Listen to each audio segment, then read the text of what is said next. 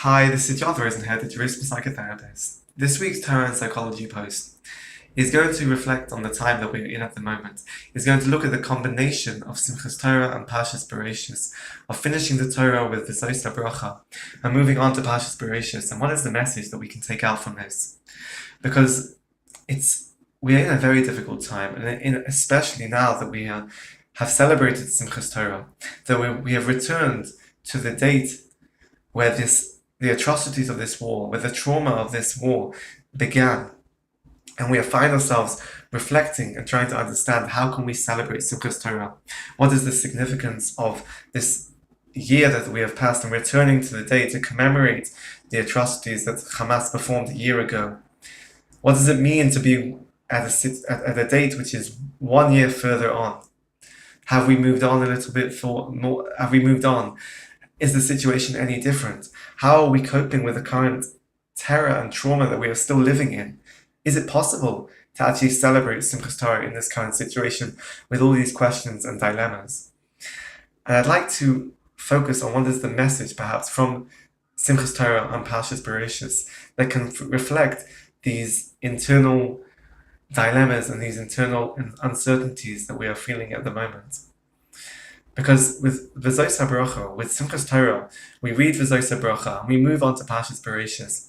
And this juxtaposition of ending and beginning again is important and significant, I think, for us as a source of strength to understand how to process and to appreciate the current situation that we find ourselves in the sense that Zois Bracha is finishing the Torah. But not only is it finishing the Torah, it marks, we read about the death of Moshe Rabbeinu, the person that led the Bnei Yisrael through all the difficulties that they experienced in Mitzrayim, that how Sinai brought the Torah down from HaKadosh Baruch Hu to give and to transmit to the Bnei Yisrael. It's the same Torah that we have and that we are celebrating now with Simchat Torah. It's that same Sefer Torah. It's that same Torah that Moshe Rabbeinu received. Is an ongoing connection, an ongoing continuing bond that we celebrate in Simchat Torah.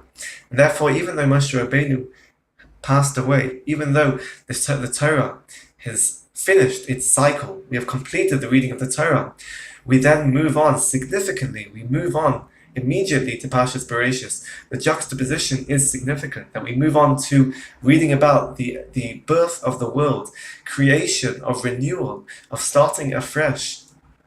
In a sense, we move from completion to beginning. And from a Jewish perspective, there is no such thing as forgetting what has happened, or completing and closing the book and starting afresh. When we begin Parshas Bereishit, it's building on the previous year of learning, or the previous year of reading through Chamisha Torah. That it's building on the previous experiences of the previous year, and it's then looking at how it can impact and influence on the next year, on the next cycle of reading the Torah. Therefore, the juxtaposition is important, and it gives this message of, in a sense, completion, of ending, of death, to a certain extent, with this idea of a new beginning, of a cycle of rebirth, of renewal. And this is, for us psychologically, I think it can be a very important message, that when we start again, we're not forgetting.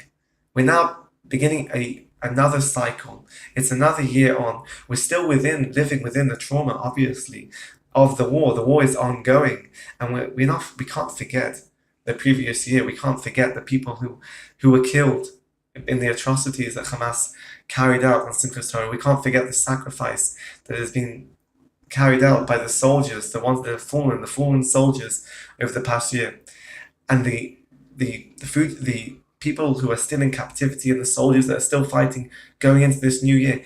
This cycle continues, but this juxtaposition of Zois Bracha, of completing the Torah and moving on to Parshas Bereishit, can hopefully give us this strength, that this is a continuing bond, it's an ongoing bond, that actually the line between death and life is actually it's a fine line, because in our history and in our Jewish hashkafa, there is no cutoff point.